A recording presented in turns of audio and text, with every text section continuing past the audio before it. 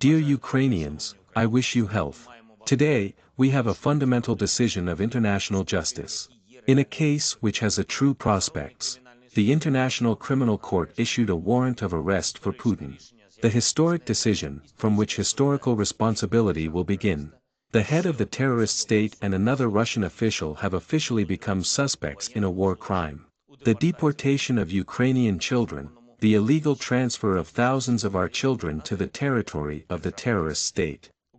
Over 16,000 cases of forced deportation of Ukrainian children by the invaders have already been recorded in criminal proceedings investigated by our law enforcement officers. But the real, full number of deportees may be much higher.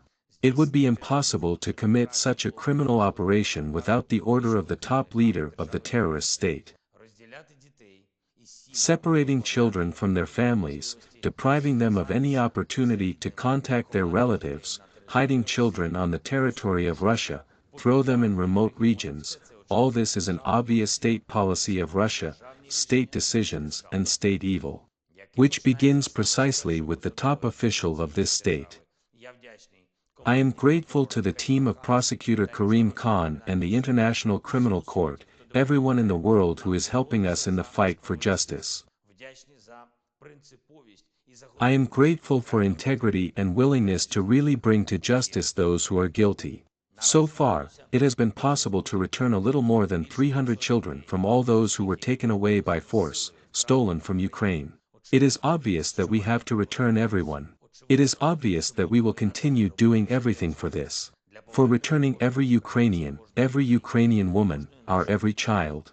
And for the real responsibility of all those responsible for this deportation, from the head of the terrorist state to all the executors.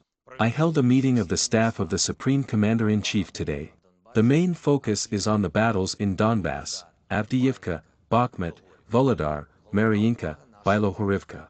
The main focus is on our soldiers, how to support our brigades, how to give them more strength, opportunities, more weapons and protection.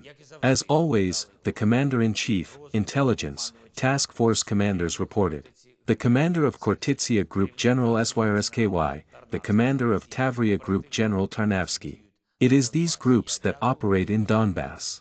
And I thank every soldier, every sergeant, every officer, everyone who acts on the front line, everyone who maintains a real defense with their endurance and courage. Thank you for resilience, for strength and for the fact that the state sees a prospect for our defense operations, for further active actions. Today, I would like to pay particular attention to the fighters of our special units. Special Operations Forces, 8th Separate Special Forces Regiment, thank you guys for the filigree destruction of the enemy near Bakhmut and the powerful reinforcement of our defenses in this direction, in Bakhmut. Thank you to all our Special Operations Forces fighters who defend Luhansk region. Special gratitude goes to our Navy SEALs, the Naval Special Purpose Center, for the successful actions in the south, for the tangible losses of the enemy near Kherson and Zaporizhia, for the powerful response we give to the enemy to its attacks on our forces and cities. Thank you to the soldiers of the Security Service of Ukraine. To all our defenders from the Alpha Unit, in particular from the White Wolf and Kusto groups. The 13th Directorate of SSU Military Counterintelligence, thank you all. Thank you to the soldiers of the Defense Intelligence of the Ministry of Defense, every soldier, every unit. I thank the soldiers of our International Legion, all who feel the need to fight for freedom in the same way that Ukrainians feel this need. I spoke today with the Prime Minister of Slovakia. I thanked him for the new and strong defense support package. In particular, for MiG fighters, which will fly for the security of Ukraine and the whole of Europe. We agreed to continue our security dialogue, in Ukraine.